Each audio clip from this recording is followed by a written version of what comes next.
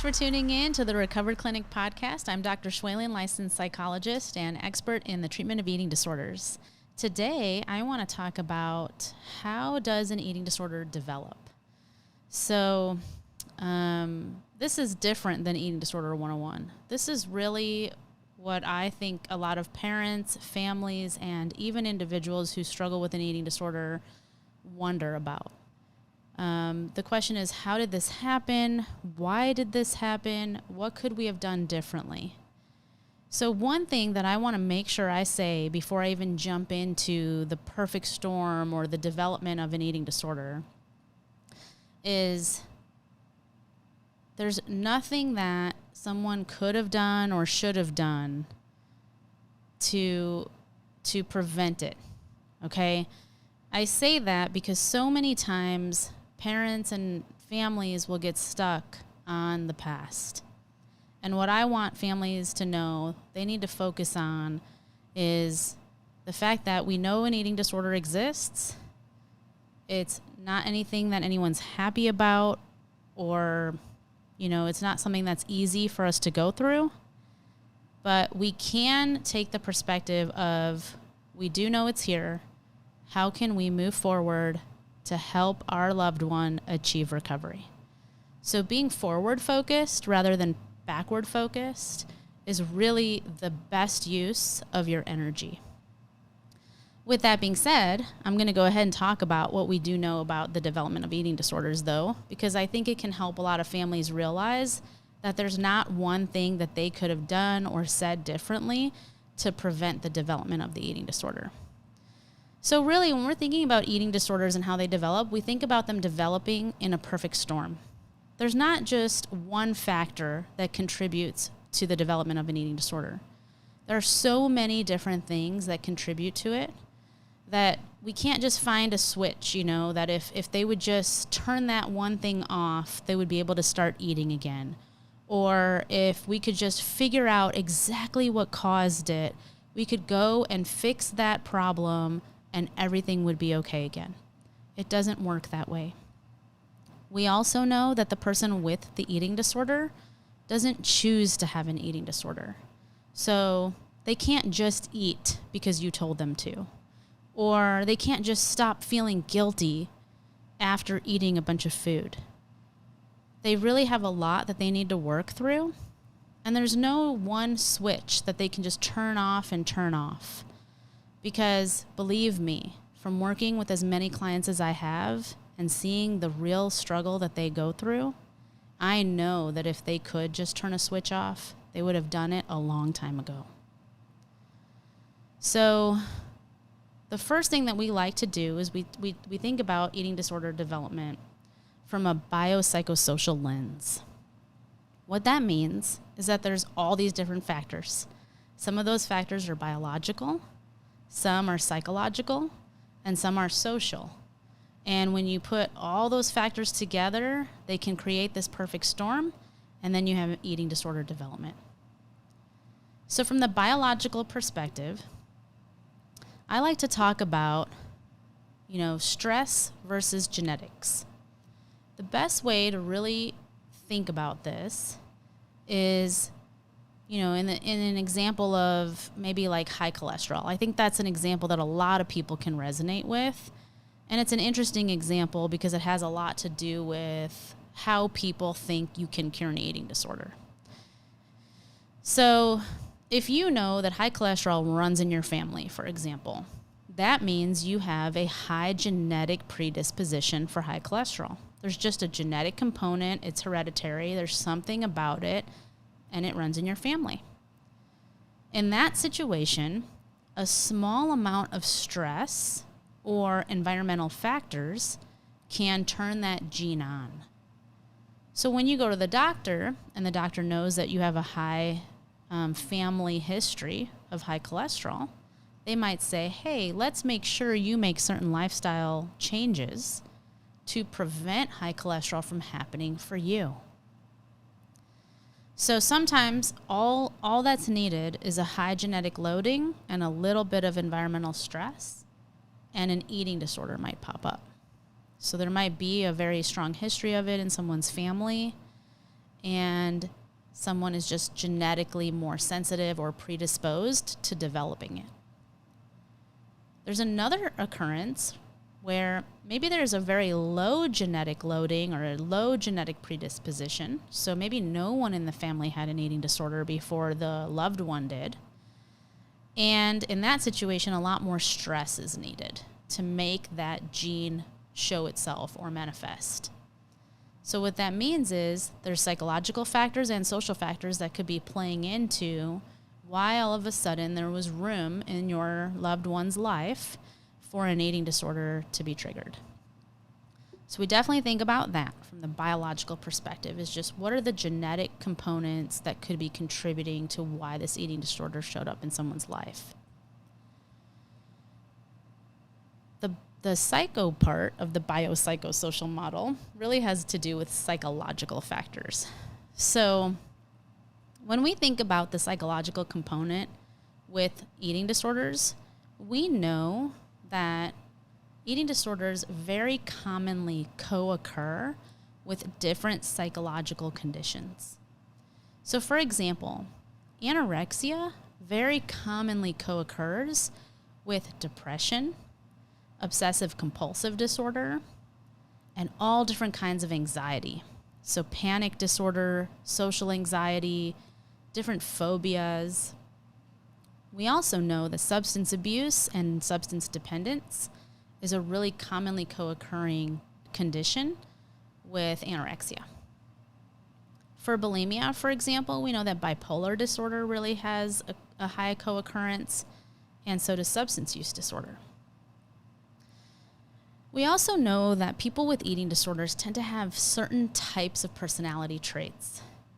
And I really like talking about these with my clients and with their families because it's really important to understand that personality traits are a little bit different than psychological disorders.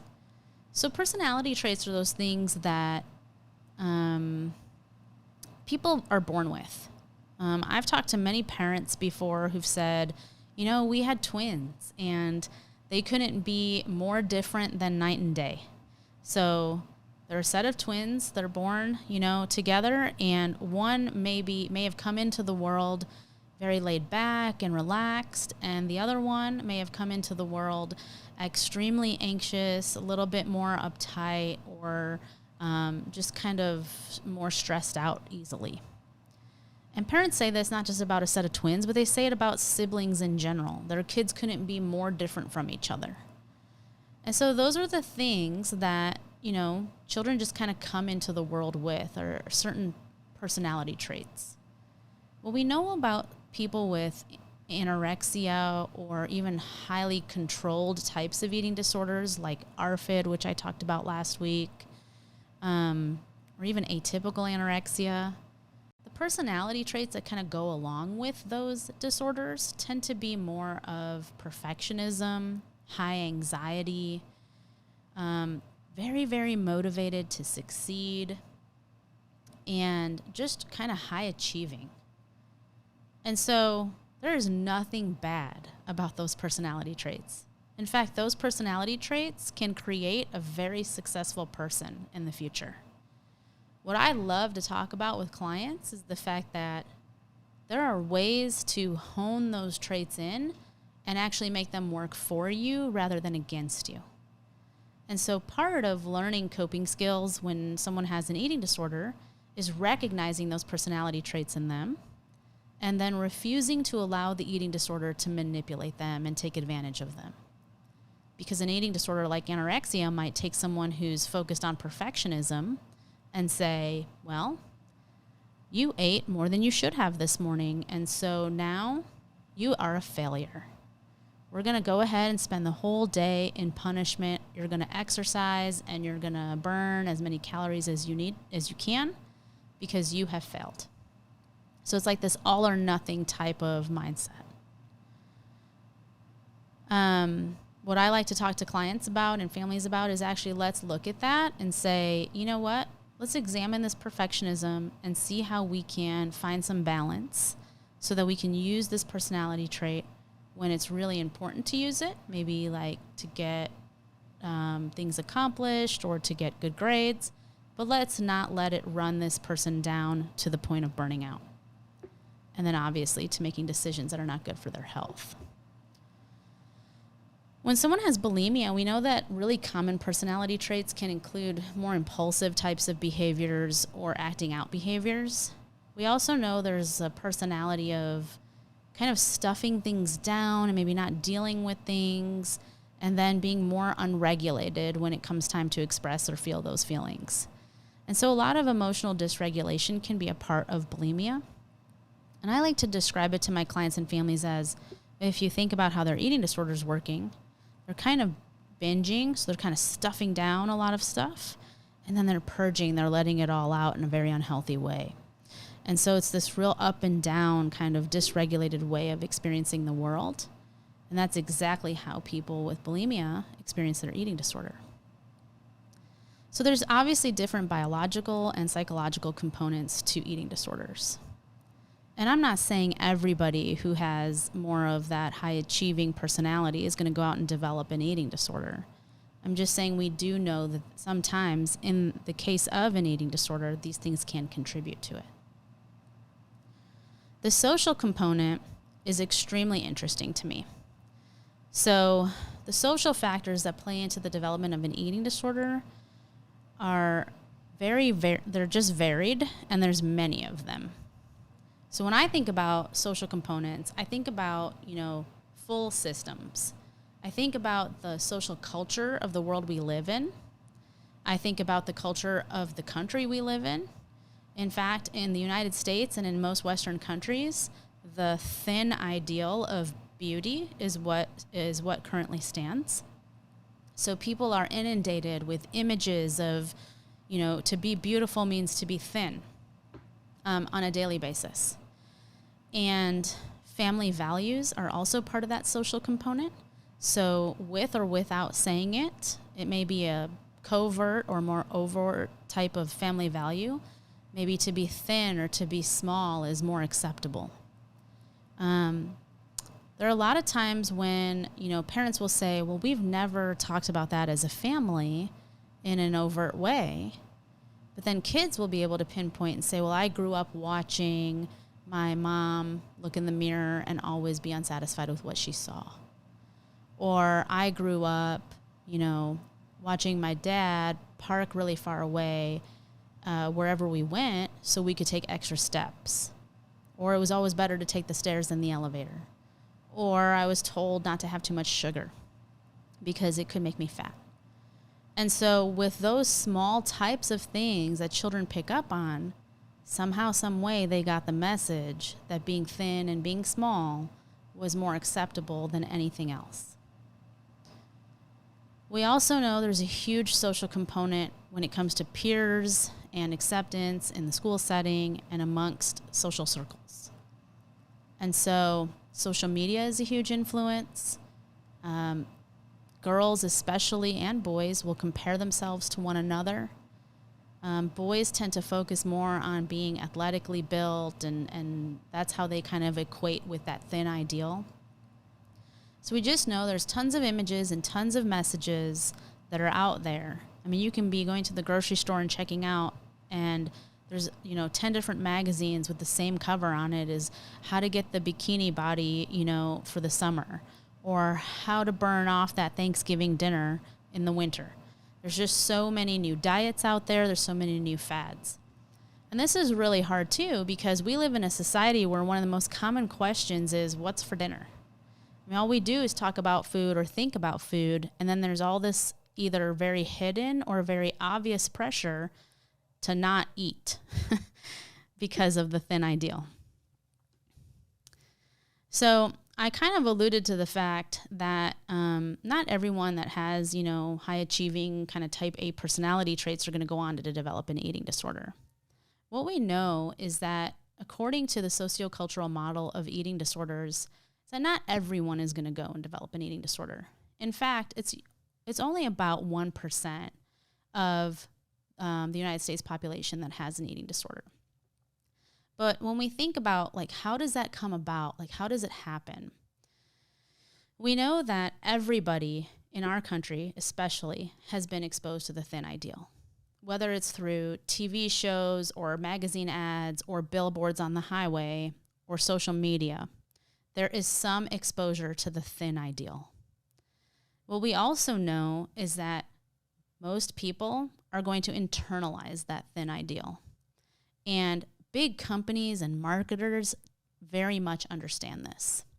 They know that once that internalization of the thin ideal occurs, the very next thing that happens to people is body dissatisfaction. So if you put 10 people in a room, 9 out of those 10 people, hands down, almost every single time, you're going to find out that 9 out of those 10 people are dissatisfied with their body. There's something about themselves that they wish was different, and it's going to happen 9 out of 10 times. So if that many people have internalized the thin ideal, and if that many people have body dissatisfaction, how come more people don't go on to develop an eating disorder? Well, first, let me speak to that big majority of people that have body dissatisfaction. It is more normal than not, as I've already established, that people just don't like the way they look. I kind of mentioned that marketers really capitalize on that because they sell products and they make advertisements to appeal to that dissatisfaction. So if you buy our product, then you'll have better, whatever you're looking for. And marketers also tend to target the people in our society with money. And the people in our society with money are the grown-ups. So what we know from a pediatric perspective, because I always take that perspective since I am specialized in that, is that children are exposed to those same ads that are really meant for the people in our society who have the money to spend. But because they're seeing all of those things, the billboards, the magazine covers, all of that stuff, it is so important for parents to make that a topic in parenting on a regular basis. And so I think I will be speaking on that in the near future about how do you establish and build critical thinking skills in your child and loved ones so that they have somewhat of a filter when they're taking in all of those scenes for what the thin ideal is and what creates body dissatisfaction. But let's get back to how an eating disorder forms. So we have the exposure to the thin ideal, we have the internalization of the thin ideal, and then we have body dissatisfaction. But not everybody goes on to develop an eating disorder. So who usually does? This is where some of those personality traits come in and where some of those other factors play a role.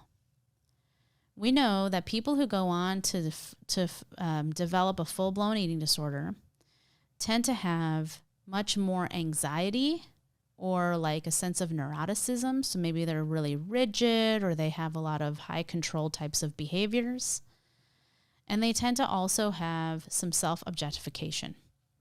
So what that means is they do a lot of what they have seen people do to bodies in our society, which is they self-objectify it.